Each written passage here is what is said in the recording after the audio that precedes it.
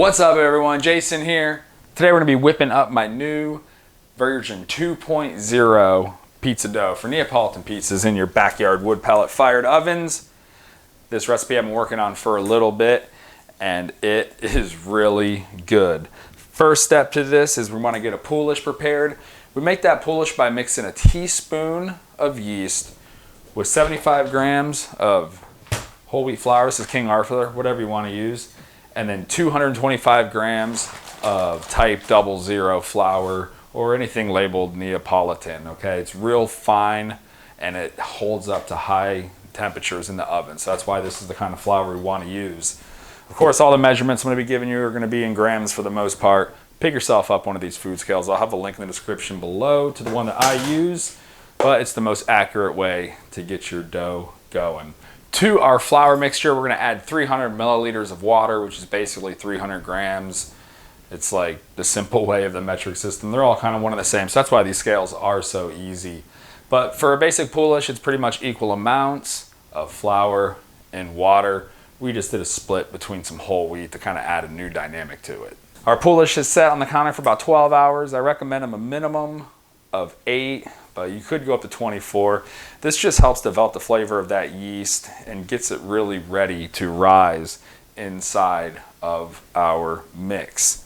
So the first thing we're going to want to mix together is going to be our Poolish with the remaining amount of water in the recipe, which is 73 milliliters, or like I said, grams. Put your Poolish into the mixer with the water and put it on medium setting, maybe like 5 or 6, and let it blend up just until that Poolish is dissolved into the water and you have kind of a little bit more of a watery mixture, and then we'll move on to adding the rest of our flour. This is sort of a key step to making that flour incorporate in there really easy. Next, we're going to add the rest of our flour. This is the type 00 Neapolitan style flour. We're going 333 grams of flour into the mixing bowl, and we're going to mix it on 2 for 5 minutes. Now this dough is going to work out to be about a 60% hydration, and that's what you want, somewhere between like 58 and 62% for wood-fired pizza or Neapolitan style. The lower moisture content just works better on pizzas that are cooked for a short amount of time, or if you were cooking it around 450, 500, like a New York style pie, you'd have a little bit higher hydration ratio, maybe like around 65, something like that.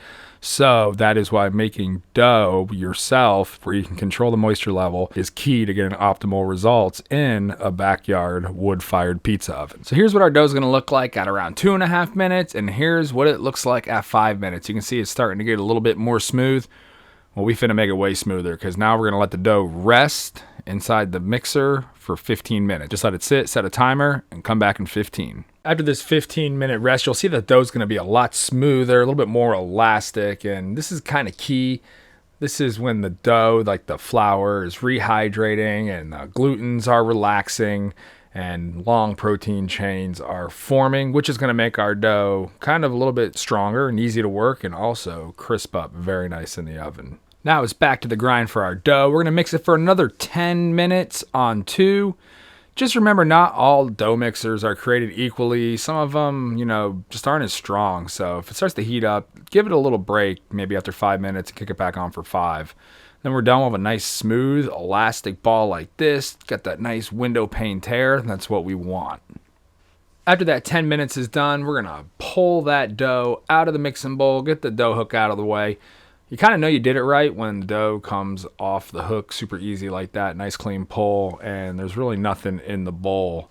That means our dough's really done mixing, and we got kind of the right water to flour ratio. Now we're going to toss it down on the counter, maybe just lightly flour it, and we're going to work it into a ball, crimping the bottom to seal it. And then we're going to transfer that to a bowl, and I like to lube it up with a little bit of extra virgin olive oil at the bottom and the top to prevent it from drying. Wrap it with saran wrap and let it sit on the counter for an hour. This is going to be our bulk fermentation step. After that hour, our dough's going to be looking pretty badass, nice and spongy. It's already almost nearly doubled in size. Put it onto a floured counter surface, and then we're going to use our dough blade to whack it into 4 pieces. I like 250 gram balls for, roughly 10 to 11 inch pizza, like most of the backyard pizza ovens accommodate. So we'll end up with 4 250 gram balls.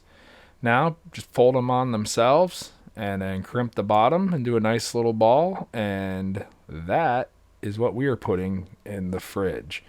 Now from this point, you could leave them on the countertop and probably use them in maybe like another hour or two, but I like to slow ferment them in the fridge. It just develops more flavor and more character to the dough.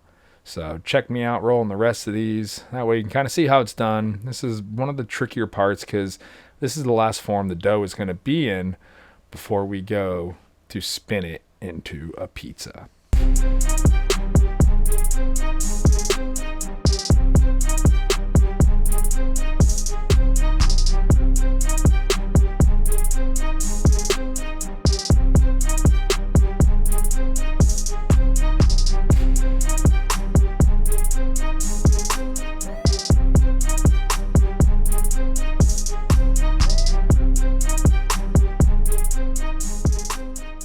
So last step for day 2 of this pizza dough recipe is going to be to put these in some sort of container. I like these little like Lexan tubs. You can pick them up at the restaurant supply shop or on Amazon.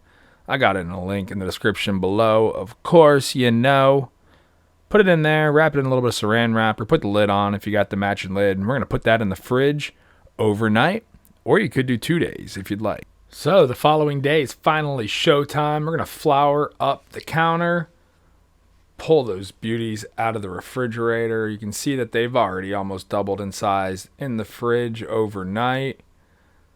Man, those dough balls look awesome.